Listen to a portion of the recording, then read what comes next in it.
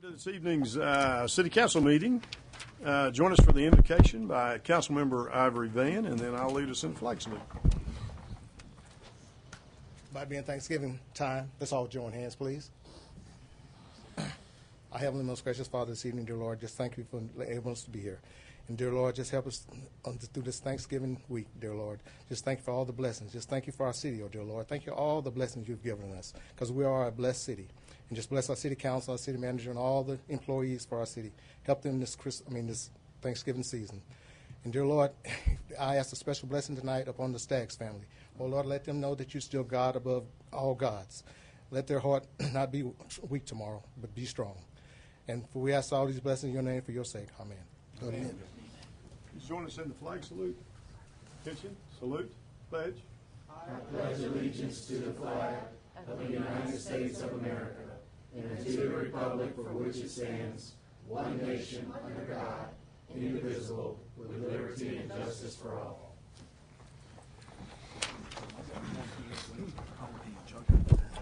Roll call. Mayor Bob Coburn. Here. James Scully. Here. Dan Hall. Present. Marlon Coleman. Here. David Jones. Wayne Johnson. Here. Leanne Langston. Here. Ivory Van. Here. Derek Reed. Here.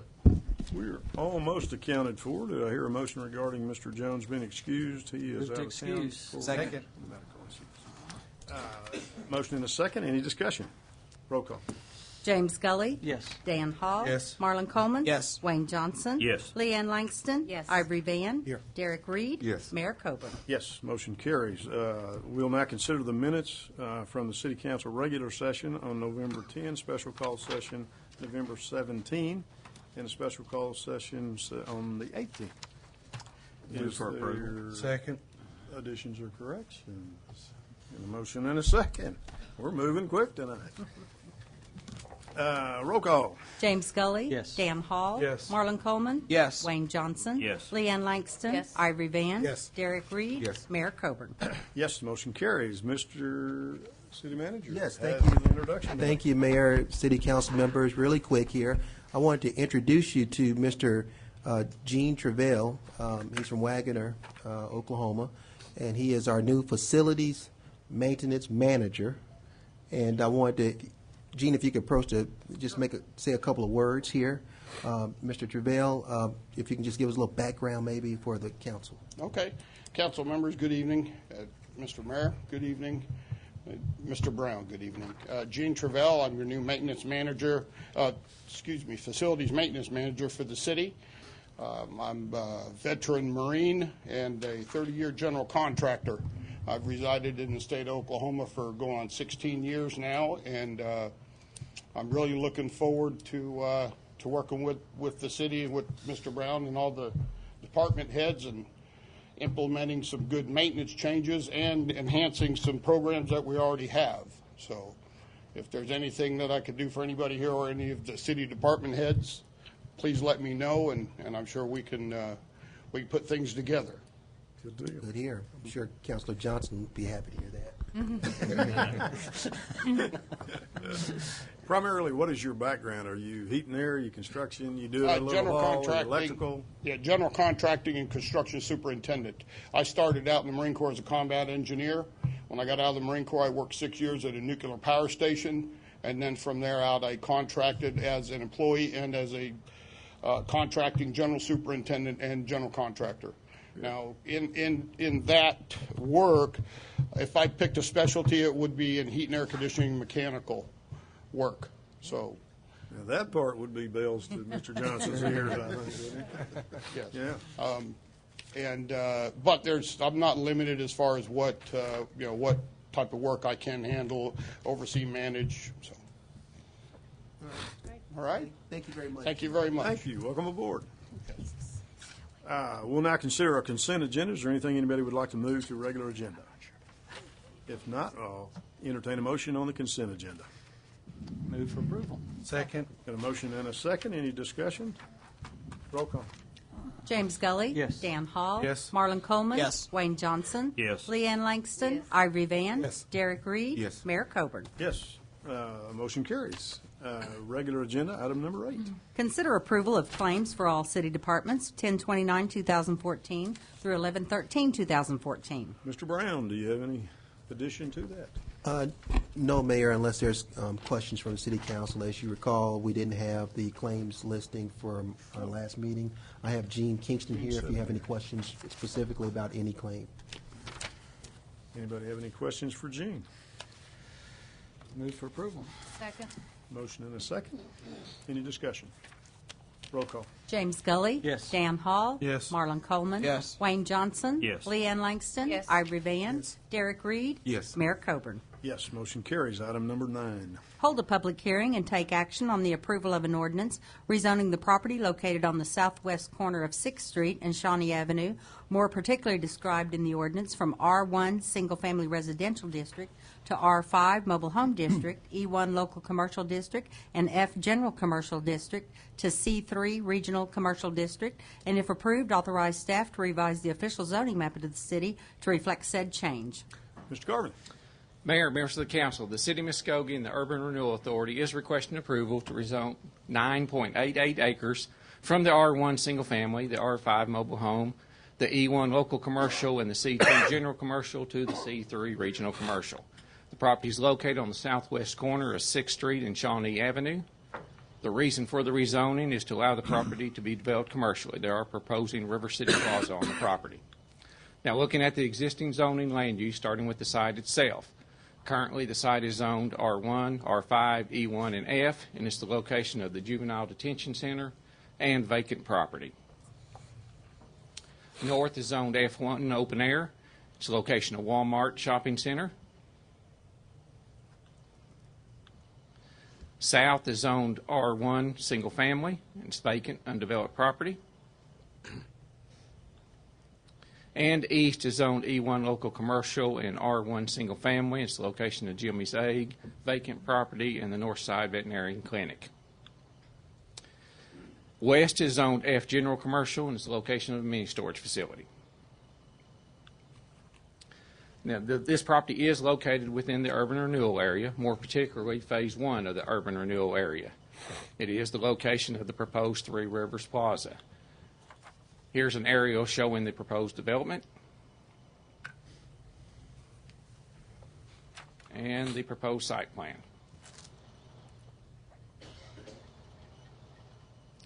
If you'll remember correctly, Planning Commission City Council amended the comprehensive plan land use map a few months ago. They amended it so that the property within the urban renewal area could be rezoned as long as it was rezoned in accordance with the urban renewal plan. This request complies with the comprehensive plan, land use map, and also the urban renewal plan that was adopted by the City of Muskogee. It's been recommended for approval by staff, Planning Commission, and Public Works Committee. Be glad to answer any questions.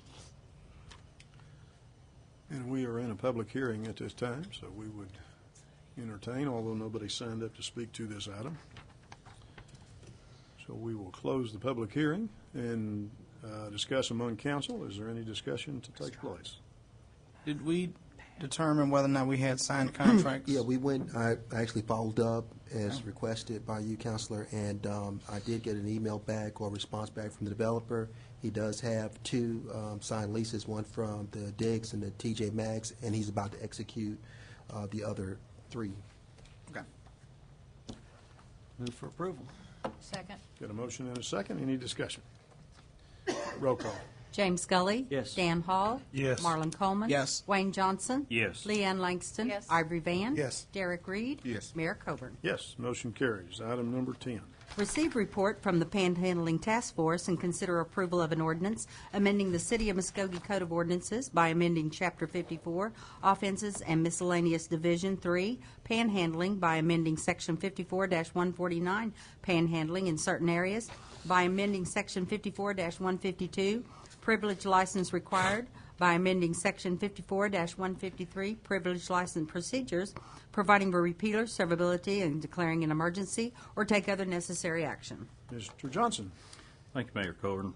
One of the things I had requested from the council is the opportunity of bringing a committee together to relook at our panhandling ordinance, and I really just want to turn it over to Matt at one time and let him know. Matt was a tremendous benefit to the committee, again providing a multitude of resources and research that he had done that provided a wealth of information to the committee. It was just a hard to get through all the resources that he provided. I want to thank all those that served on the committee: Leanne Langston, council member; Ivory Van, council member; Derek Reed, council member; Jack from the Gospel Rescue Mission. Alicia was on the from the chamber, but there was others that served from the chamber, depending on different meetings. Kim Lynch was a very vital component from the Muskogee nonprofit. Tom Martindale, who is vital to Bridges Out of Poverty. Reggie Cott from Muskogee Police Department was also a vital component. And I don't want to forget Leslie, who organized all our calendars that made the meetings even possible. But from this, there was a lot of discussion and a lot of meetings, but I really think through this we discovered two different things. One, we needed to address the professional panhandlers that were in our community and coming through our community. The other thing is we needed to address those that were needing help in our community. This committee still wants to work at addressing those in our community that need help, because our original ordinance with the registration and listing all the resources that we make available in our community was a step that we wanted to provide, and the committee still wants to stay intact to provide those resources and to help see if we can help provide different avenues for that. So we're going to still work on that avenue, but really this changes to this ordinance right now is more addressing the professional panhandlers that we've seen mainly at primary intersections. And Matt, if you would help explain the major changes to those ordinances. Thank you, Councilmember. Mr. Mayor, members of Council, what we've done is made very minor changes to the ordinance. We were always mindful that we need to look at this from a standpoint of health, safety, and welfare, while being cognizant of the free speech rights that must be protected as have been held by other courts. And in doing so, we look for ways to be the least restrictive on creating these controls. The first thing we've done to Section 54-149, you'll see is add for personal gain. Those three small words help us isolate and focus on issues of individual panhandlers while still being cognizant of the needs of MDA, firefighters, charitable organizations, formally recognized nonprofits, and other groups which may also need to solicit donations. While we still are going to make them fall within this ordinance, we wanted specifically to address the concerns which caused Council to put this back to the task force. We also added number 6 to 59-149, which prohibits panhandling within 300 feet of any intersection where either intersecting road has more than 2 lanes of traffic. One of the issues we have, especially on roads which have more than 2 lanes, is the potential for traffic accidents and vehicle individual incidents because of the nature of the traffic and the traffic flow. So by restricting it, we're not restricting it on all roads, but on the intersections where it would be most likely to cause problems. This also addresses the problem that Council has repeatedly brought up of the intersection where Walmart goes on to the roads of Shawnee, because we do have panhandlers on the medians. We also have a catch-all to allow, and I'll discuss later how this will be done, any panhandler will comply. And notice we said any, not just the personal gain, but this would be the not-for-profits, MDA, other issues. Any panhandler shall comply with additional requirements as may be deemed necessary by the Chief of Police. This does allow some discretion rather than having to come to Council for any change we would like to place on this ordinance. This could be made more or less restrictive at your pleasure, but what we want to do is allow us to make this dynamic, address problems as they arise, while always being cognizant that any major changes would need to come back to Council to be approved. But since the police are the chief public safety officials of the city, this allows them to address incidents as they may arise on a case-by-case basis. With that, we have changed all references of license and permit. Words are very powerful, and we recognize that within the committee. So what we've done is we've taken license and permit, which are affirmative words, and changed them to registration. And while it may seem small, it does make an impact as how we look to panhandlers in and of themselves. What we're doing is requiring them to register. We're not permitting, we're not licensing, we're not encouraging, and this was the wish that we not stop it, but show the intent of the city of Muskogee in wanting to help but not encourage anyone to take advantage of our system. By doing that, we've taken all registration out of the hands of the city clerk. We've moved it over to the police department.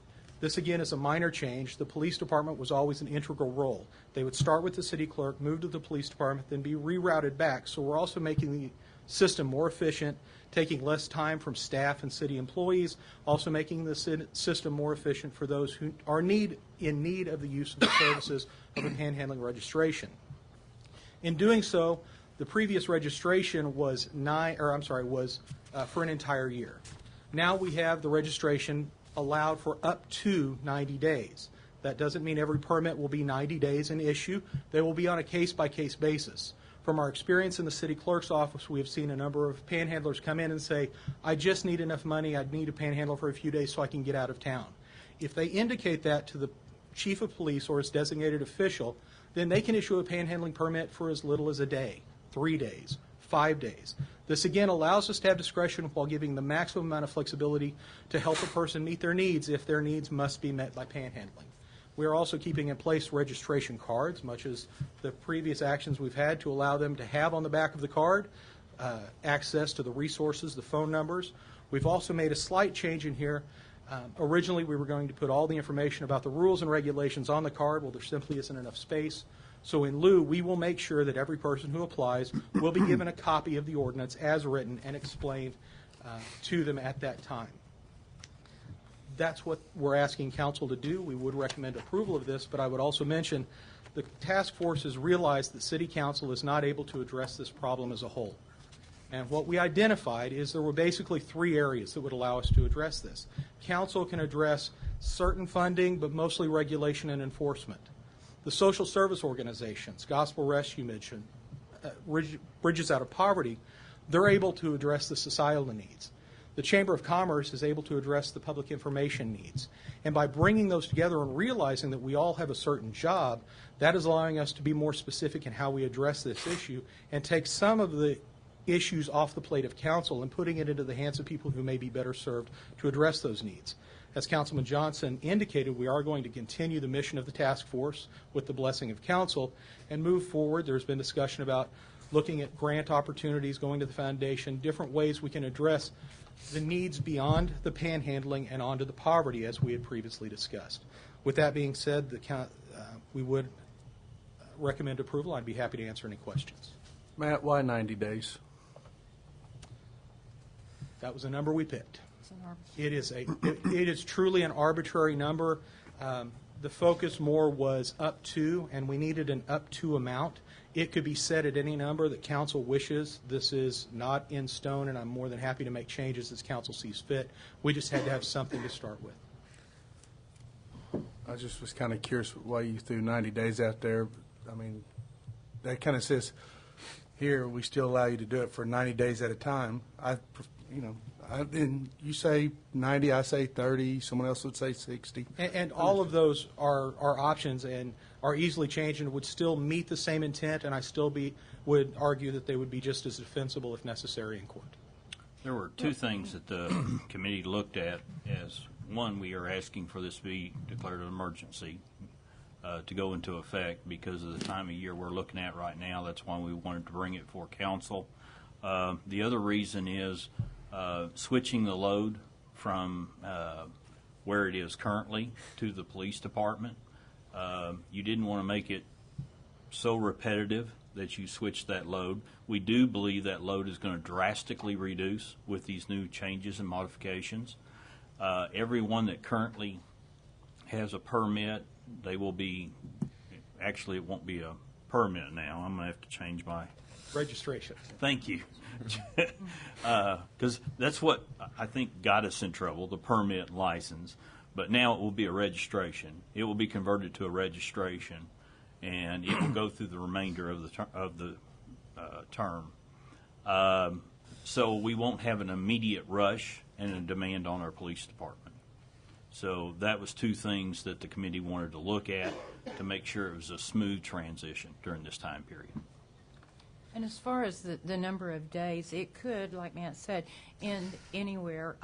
Putting it in the hands of a designee from the police department on making that decision, I think a lot is probably going to depend on what the situation is as the person who comes in to get the registration tells us about, and it could be as little as 1 day.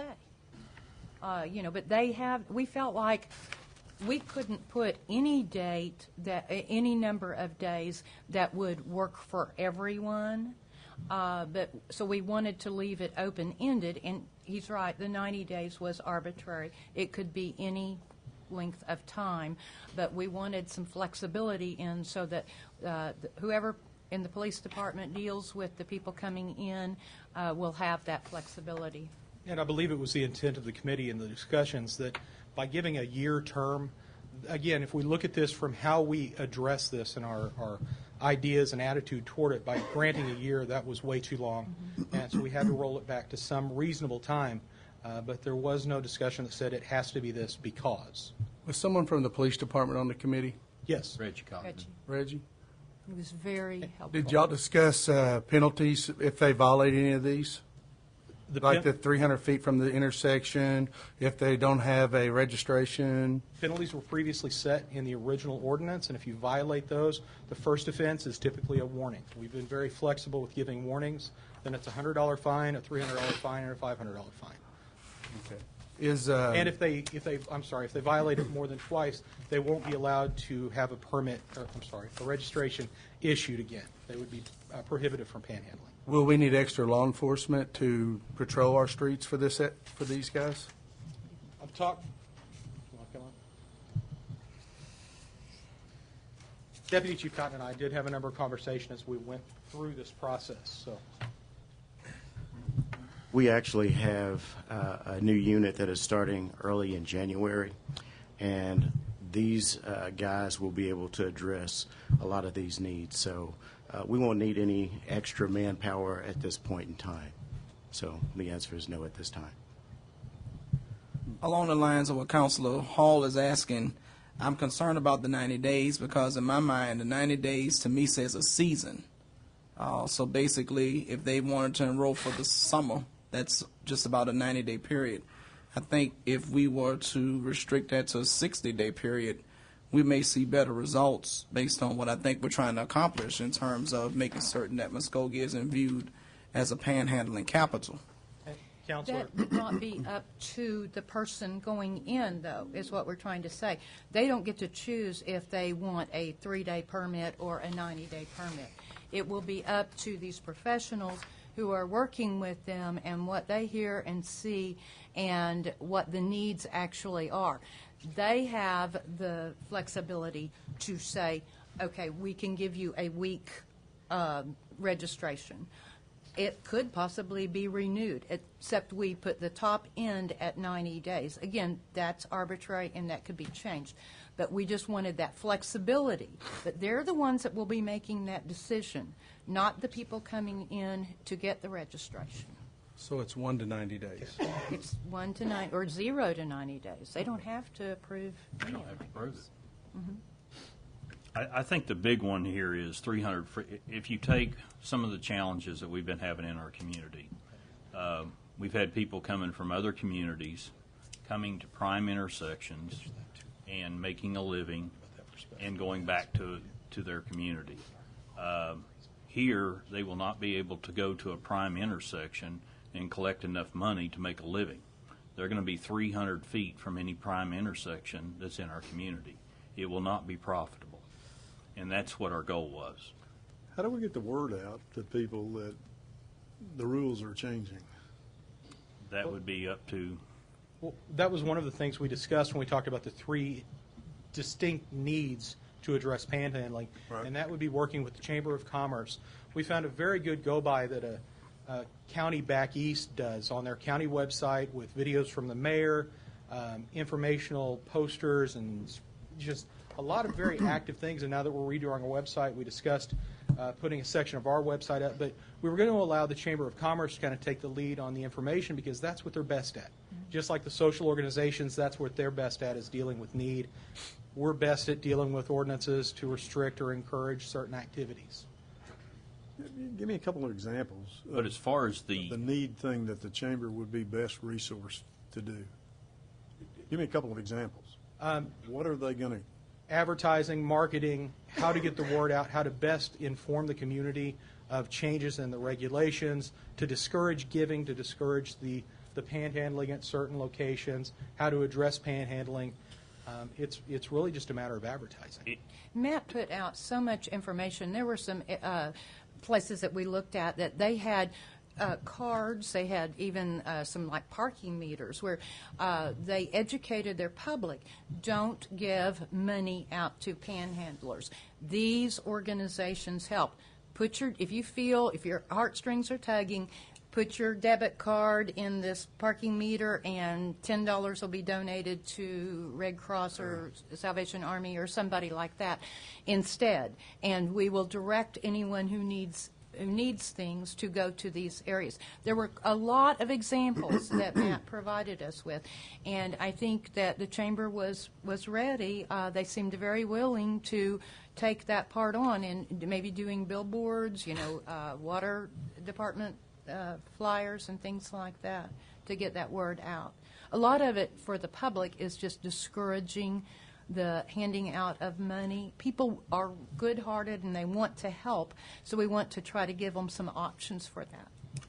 The City of Muskogee Foundation subsidized or whatever CityLink in Muskogee as being a resource piece that's out there, and quite honestly, the piece is pretty impressive in my opinion. But I don't find anybody that knows anything about it. And there's a lot of. I don't think we got the word out. That's correct. That this is the piece. Here is your resource for these things that you might need, whatever that thing is. Yeah. I don't know. Maybe that concerns me a little bit in terms of we're going to task the chamber with getting the word out. Well, and Mayor, if I may, this isn't a matter of assigning during the committee, and I think that's why the task force wants to continue with their work, because these are questions we don't all have exact answers to, and they want to work through them using their expertise without having to burden council with those tasks which are better suited to them. Okay. I would like to have a further discussion. I'll be fine with voting on this tonight, but I would like to have a further discussion before your task force meets again. And just real quick, I'm aware of two situations in town. One that I read in the newspaper, that community pantry is basically not able to distribute turkeys, and there's no money to do that, and blah, blah, blah. And I'm aware of another organization in town that has a community pantry that has a significant amount of money budgeted for food distribution. Mm-hmm. And it's totally unutilized. Not totally. It's mostly unutilized. So it's like we got a need over here, we got money over here, and they're not getting matched up. Well, we talked about that. In our committee, those were things that we were identifying too. Oh, yeah. And again, it was not really related to the panhandling, but it's related to communications. And we were saying, this isn't part of panhandling, but this is another part of resources that are not being connected in our community. Yeah, that's and we've got the right people at this committee, and we want to stay committed to the cause. I would like to visit with you all or come to one of the And meetings. really, at our committee, everybody that's there still wants to work on the problem, but it may need to expand. We need to bring in other resources, and what do we need to resource? Tweak this again. Pardon me? We may need to tweak this again. Yeah, oh yeah, oh yeah. We vote on this tonight. When does it take effect? Immediately. Well, we have a holiday. Yes. Would we publish on Friday? Yes. Declaring an emergency on On it. Friday. Yeah. So we'll be acting upon this ordinance through Christmas holidays and everything for the 300 feet and all that? Yes, Council. Yes. I move for approval. Got a motion? Second. Got a motion and a second. Any further discussion? I have Yes, one sir. question. Man, if I have a business and I'm on a single lane street or double lane, not the 4 lanes, and they're between the sidewalk and the curb, can I ask them to leave? If they are on their property, yes, you can. So and that- we have certain restrictions. I'd have to look back here. they're within 20 feet of an entrance to a toilet facility, 20 feet to an ATM, 20 feet to a bus stop or taxi stand, parking lots, private property. Those are all still in here. Well, no, that my question is there's sometimes there's a little gray area in my head, so I think assuming is that from the sidewalk to the curb is really public access. Is it? What I would say is we have a law already if they're impeding the flow of foot traffic on a sidewalk or traffic on a road. Those rules and ordinances are already in effect, and they could be cited for that, not for panhandling, but for their interference with the flow of foot traffic. So we have ways to address that without putting it in here. Okay. Just I know what clarity gives on me, that. excuse me, I'm sorry. What gives me concern is that I think it's too much discretion being allowed for 0 to 90 days. I think we need to either say they have 60 days or they have 90 days or they have 5 days. I think that we're doing ourselves an injustice because it makes it too discretionary for some person to decide who gets 5 days versus who gets 7 days. I've got another concern about it being 20 feet only from an ATM machine. I mean, what's safer? I mean, me at my ATM machine or a person 300 feet from the middle of nowhere. And I think that needs to be enough. And it sounds like the committee has at least hinted that they need further work that needs to be done. And I guess my question is, why don't they finish that work before we have an ordinance? I think you misunderstand what we're wanting. We want further work to be done because we have said that panhandling is a symptom of deeper problems. We're talking about poverty. We're talking about good jobs for our community. Those are the things that we want to tackle additionally. We believe that we did a really good job of putting together something. The number of days is arbitrary. We did not think that one size fits all on something like this when you're dealing with different personalities, different needs, different issues. We felt like our professionals who work to serve our community daily would be the ones to make that choice. We didn't feel like we could set one thing that would work for everyone. Along the list of penalties for those that violate, is there a monetary penalty? Yes. Yes. After First a offense is warning. $100, then I believe it's $200, $300, or $300 to $500. And the impression is that most of the people that panhandle are poor. No. Yeah, I can't support this. We got a motion and a second. Is there further discussion? Roll call. James Gully? Yes. Dan Hall? Yes. Marlon Coleman? No. Wayne Johnson? Yes. Leanne Langston? Yes. Arvie Van? Yes. Derek Reed? Yes. Mayor Coburn? Yes, motion carries. Item number... Whoops, it's emergency. We're declaring emergency. I'll entertain for the a motion. emergency. Go ahead. Got a motion? Do we have a motion and a second for an emergency? Make a motion, we approve the emergency. Second. Okay. Good enough. We're going to take it over here because we're both on that one side. It's kind of like a team deal. Okay, Yeah. that's good. I'll be quiet over here. All right, any discussion regarding the emergency? Roll call. James Gully? Yes. Dan Hall? Yes. Marlon Coleman? No. Wayne Johnson? Yes. Leanne Langston? Yes. Arvie Van? Yes. Derek Reed? Yes. Mayor Coburn? Yes, motion carries. Item number 11. Consider approval authorizing the Muskogee Fire Department to submit a grant to the Federal Emergency Management Agency under the Assistance to Firefighters Grant Program for approximately $200,000 to be used to fund firefighter and hazmat props for the Muskogee Fire Department and the Muskogee First Responder Training Center, or take other necessary action. Mr. Tipton, when in place of Derek Tatum. In place of Derek Tatum. Good evening, Mr. Mayor, Mr. Manager, and council members. What he's got written down is exactly what she just said, to the letter. Do you have any questions about the grant or anything? I can try to answer some of them. What it is for different props for our training center that's being put into the fairgrounds right now at this time. He's also got matching grants if this is approved, if he's able to apply for this grant. So, What kind of matching grants are they looking at, do you know? he said the AFG grant is a 90-10 match. There's monies in capital outlay account. 90-10, is that what you Yes, said? ma'am. Okay, thank you. 90-10. So he has the match already. Yes, sir. Move for approval. Second. Motion and a second. Any further discussion? Roll call. James Gully? Yes. Dan Hall? Yes. Marlon Coleman? Yes. Wayne Johnson? Yes. Leanne Langston? Yes. Arvie Van? Yes. Derek Reed? Yes. Mayor Coburn? Yes, motion carries. Item number 12. Thank you, John.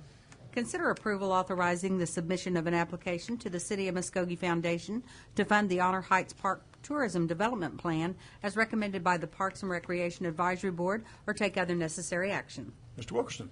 Mayor and City Council, we presented this plan of action for Honor Heights Development Plan in an effort to request foundation funding earlier in October.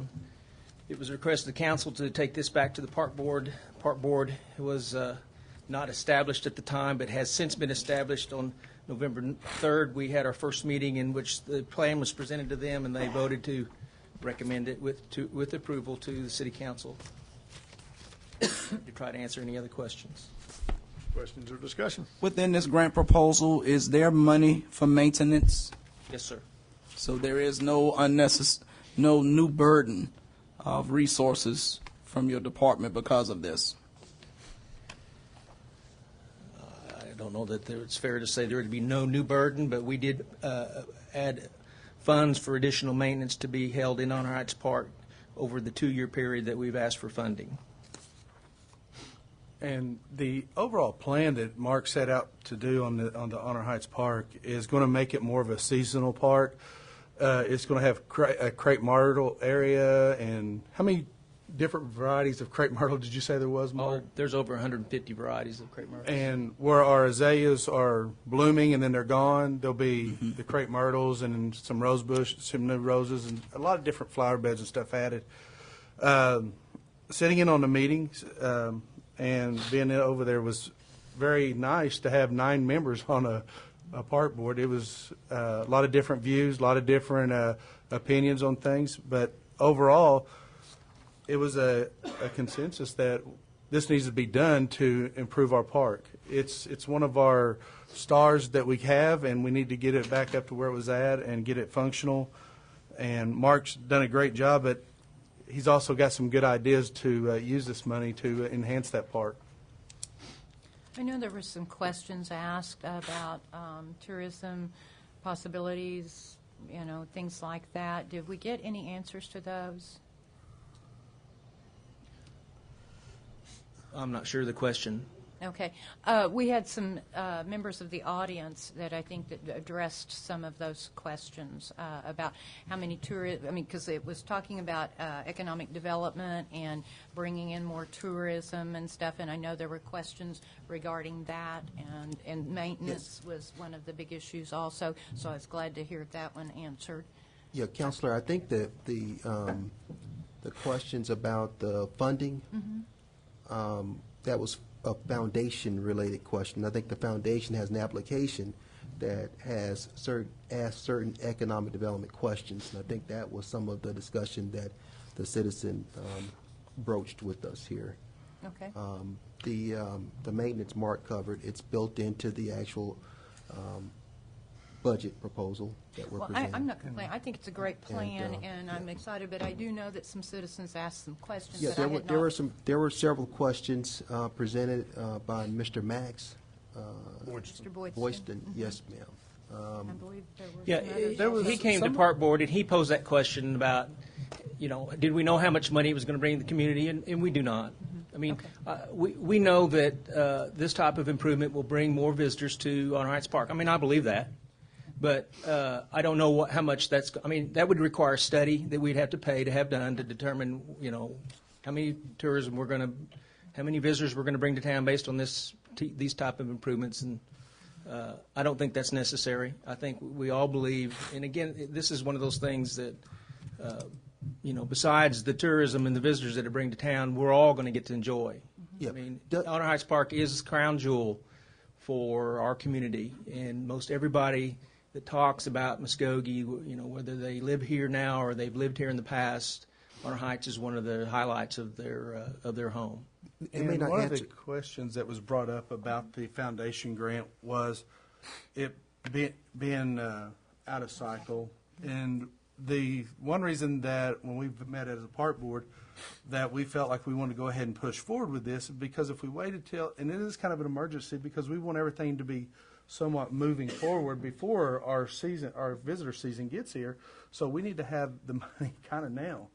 So that's one of the questions that we were answered at the park board is, yeah, we're kind of out of cycle, but we really need to push this forward faster to get those crepe myrtles and stuff in to start on the walkways and get it up before we have the azalea season and some of this stuff starts taking place. Well, again, I just wanted to ask the questions because some of our citizens had, and I didn't want them to think that we were ignoring them. I think this is one of those things that you put faith in, and I believe that it can be a great draw, and I move for approval. Second. Got a motion and a second. Is there additional discussion? Roll call. James Gully. Yes. Dan Hall. Yes. Marlon Coleman. Yes. Wayne Johnson. Yes. Leanne Langston. Yes. Ivory Van. Yes. Derek Reed. Yes. Mayor Coburn. Yes, motion carries. We now have one citizen that would like to address us before we consider some executive session items. Stephen Ezell, would you come to the microphone, sir, and you will have 3 minutes to address us. Thank you. Stephen Ezell, 6121 South 6th Street East, Muskogee, Oklahoma. I guess by now all of you read yesterday morning's paper. Oklahoma lost a great hero not only to the education system but also to its people in general. That, of course, being Mrs. Barbara Staggs. And, I'm reminded of something that she once told me, and I think it's the best way to sum up what she meant. She once told me, and this is after I was working on a project for her about a couple or so years ago. She said, there's a difference between messing up and messing up royally. And what you did was maybe slightly mess up. And she said, but that's okay. Mess-ups are inevitable. They're a part of life. Messing up royally just basically means you know what you're doing wrong, but you keep doing it anyway. And I learned a lot from what she taught me in that regards.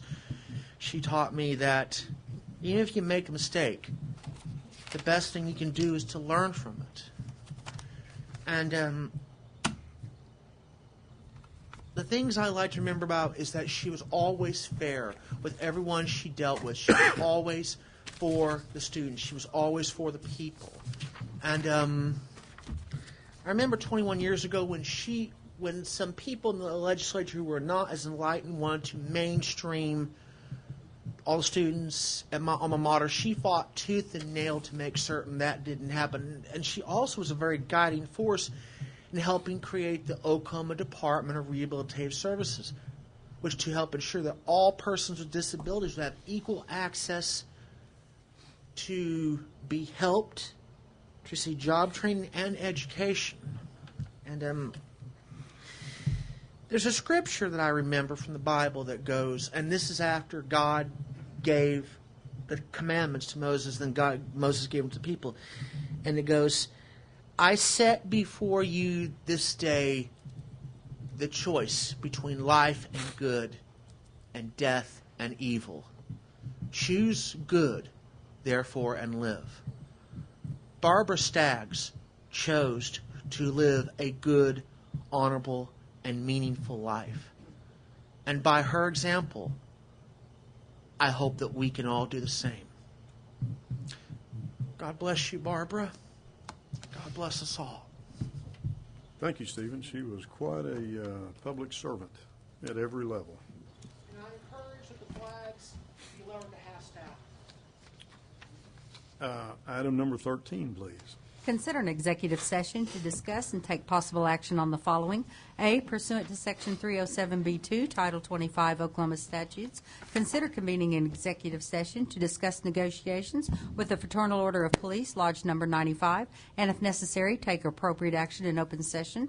B, pursuant to Section 307B2, Title 25 Oklahoma statutes, consider convening an executive session to discuss negotiations with the International Association of Firefighters, Local Number 57, and if necessary, take appropriate action in an open session.